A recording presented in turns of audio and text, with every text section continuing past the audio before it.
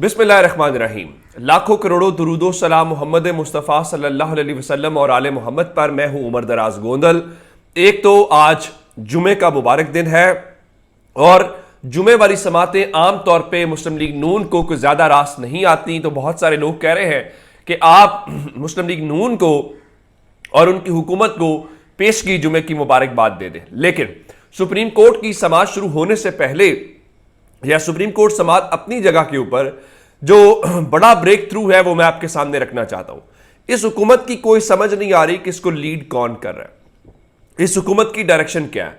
हमने कल ये सुना था, जब ये खबर आई कि सुप्रीम कोर्ट केस की समात करेगी, तो लंदन में खड़े नवाज शरीफ साहब ने कहा कि उनकी हुकूमत 3-2 का फैसला नहीं मानती, 4-3 का फैसला मानती है और हम उसी फैसले को इंप्लीमेंट करेंगे। लेकिन आज चूंकि समात और समात में हुकूमत बायकॉट भी नहीं कर रही, तो मैं आपसे हमेशा एक बात कहता हूं कि टीवी के ऊपर बातें करना और चीज है और सुप्रीम कोर्ट के अंदर समात और चीज है।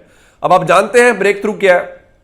ब्रेक थ्रू यह है कि सुप्रीम कोर्ट समात शुरू होने से पहले इसाक डार जो डिप्टी प्राइम मिनिस्टर, और जब शहबाज शरीफ मुल्क से बाहर है, लंदन चले गए हैं और वहां नवाज शरीफ साहब से उनकी मुलाकात भी हुई है, तो इस वक्त इसाक डार जो है वो अमली तौर पे वजीर आजम के ऑफिस को होल्ड कर रहे हैं, क्योंकि वो सीनियर मिनिस्टर है। और आप जानते हैं कि शरीफ खानदान की ये आदत और रीत रही है, वो अपने खानदान से बाहर कोई वजारत नहीं जाने देता। तो अगर मैं ये कहूं कि वजीर आजम ने या डिप्टी वजीर आजम ने दस्तखत कर दिए हैं, तो इसका मतलब क्या है। अब से थोड़ी देर पहले मुस्लिम लीग नून ने इसाक डार के दस्तखतों के साथ सुप्रीम कोर्ट से क्या इस्तदा की है। सुप्रीम कोर्ट से यह कहा है कि जनाब हमारे और तहरीक इंसाफ के मुज़ाकरात हुए हैं, न सिर्फ मुज़ाकरात हुए हैं बल्कि उन मुज़ाकरात के अंदर बड़ी पॉजिटिव पेशरफ्त हुई है। अच्छा, इसाक डार साहब से पूछना चाहिए कि ख्वाजा आसिफ तो कह रहे थे हम अतमाम हुज्जत कर रहे हैं, ख्वाजा आसिफ साहब तो कह रहे थे कि ये मुज़ाकरात जल्दी खत्म हो, हमारी जान छूटे। चले, इसको भी छोड़ देते हैं। राना सनाउल्लाह, खुरम दस्तगीर, नवाज शरीफ क्या कहते थे कि तहरीक इंसाफ के मुतालबात का कोई सर पैर नहीं है और 14 मई वाली बात नहीं होगी, इलेक्शन अपने टाइम के ऊपर अक्टूबर में होंगे, तो फिर आपके किन मामलात के ऊपर इत्तेफाक हुआ है। अब वो क्या कह रहे हैं, ट्विस्ट कर रहे हैं। उन्होंने सुप्रीम कोर्ट को कहा है कि तहरीक इंसाफ और हुकूमत के दरमियान एक दिन इंतखाबात कराने के ऊपर इत्तेफाक हुआ है। अब ये गलत बात है। बात क्या, तहरीक इंसाफ ने इनको ये कहा अगर आप 14 मई तक असेंबली तहलील कर दे तो हम एक दिन इलेक्शन के ऊपर आपके साथ तैयार हो जाते हैं, और उस जो एक बार इलेक्शन डिले होगा उसके लिए आईनी तरमीम करनी पड़ेगी। लेकिन मुस्लिम लीग नून ये नहीं बता रही कि हमें यह कहा गया है कि आप असेंबली तहलील करेंगे तो ही, वो सिर्फ इतनी बात करें जी वो तहरीक इंसाफ वाले भी मान गए हैं कि हम एक रोज इलेक्शन करवाने के ऊपर तैयार हो गए। अच्छा, उनसे ये पूछा गया आप ये बताएं फिर कि नेशनल असेंबली और सिंध और बलूचिस्तान असेंबली के हवाले से क्या बात, तो उन्होंने सुप्रीम कोर्ट को ये बताया है कि नहीं, उसके ऊपर हमारे जो सियासी कायदीन है वो मुशावरत करेंगे, यानी अभी उसके ऊपर हमने मुशावरत करनी है। तो कहने का मतलब क्या है कि हमें टाइम दे दें आप 14 मई तक का, बल्कि 14 मई से भी ज्यादा चले। अगर आपके मुज़ाकरात में इतनी पॉजिटिव डेवलपमेंट्स हुई है तो आपने कोई एग्रीमेंट आपस में किया होगा आखिर में, और मंगल वाले दिन आपकी आखिरी नशिस्त हुई है और मंगल से लेके आज फ्राइडे तक आखिर आपने कोई अगली डेट कौन सी तय की, आपने मुज़ाकरात कब करने हैं। और एक और बात, सुप्रीम कोर्ट ने इनको पहले ही फारिग कर दिया है। सुप्रीम कोर्ट ने रात को जो तहरीरी हुक्मनामा 27 अप्रैल का जारी किया, उसमें उन्होंने कहा कि सुप्रीम कोर्ट ने किसी सियासी जमात को यह नहीं कहा कि आप मुज़ाकरात करें, बातचीत करें, ये उनकी अपनी काविश है। तो इसलिए उसका सुप्रीम कोर्ट अगर इनकी कोई इत्तेफाक राय हो जाता है तो सुप्रीम कोर्ट उसको अप्रिशिएट तो करती है, लेकिन सुप्रीम कोर्ट ये नहीं कह रही कि हम मुज़ाकरात करा रहे हैं या हमारी ख्वाहिश के ऊपर मुज़ाकरात करें। तो 3 रुकनी बेंच और 3 रुकनी बेंच के हवाले से अब आप इस हवाले से, और दूसरी तरफ अंदाजा कीजिए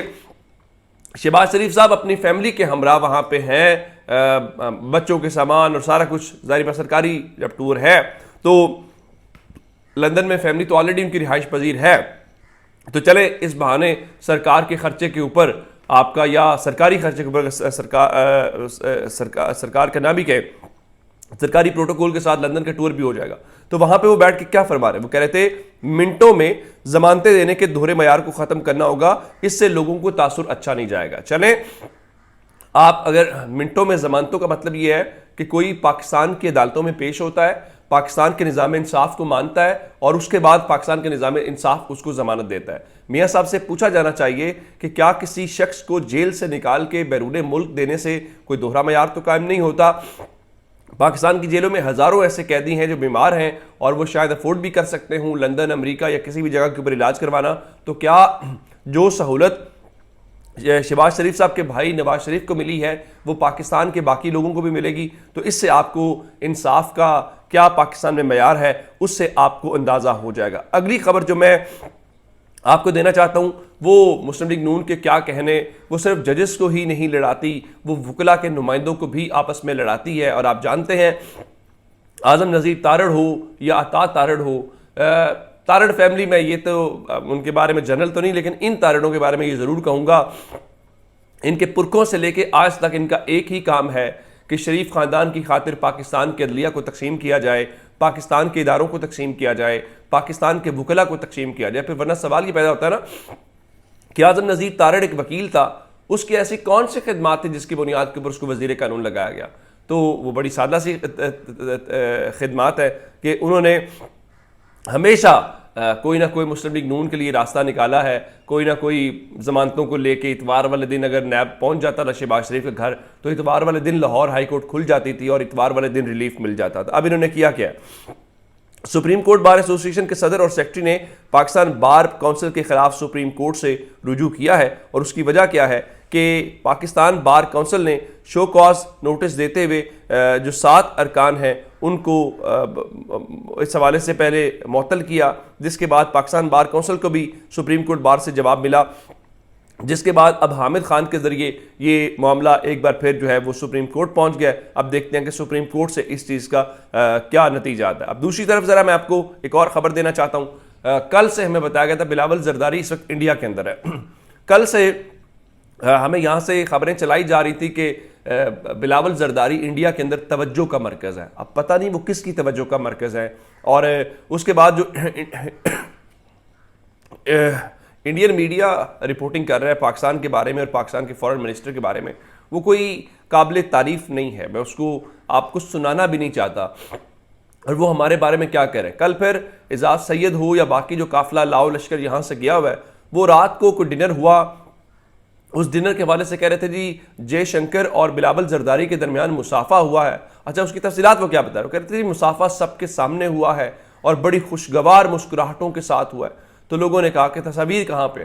तो उन्होंने कहा चूंकि मीडिया अलाउ नहीं था, उसके अलाउ ना होने की वजह से वो तस्वीर नहीं आ सकी। आज फॉरेन मिनिस्टर्स का इजलास है, फॉरेन मिनिस्टर्स की मीटिंग है और उस मीटिंग से पहले बिलावल जरदारी अब से थोड़ी देर पहले वहाँ पे पहुंचे और जयशंकर ने उनको रिसीव किया। जो बॉडी लैंग्वेज थी, आप जानते हैं कि जैसे कैमरे थे, कल हमें जो कहा जा रहा था मुसाफा हुआ, जयशंकर ने पाकिस्तान के वजीर खारजा के साथ हाथ नहीं मिलाया, ये एक अलग बात है।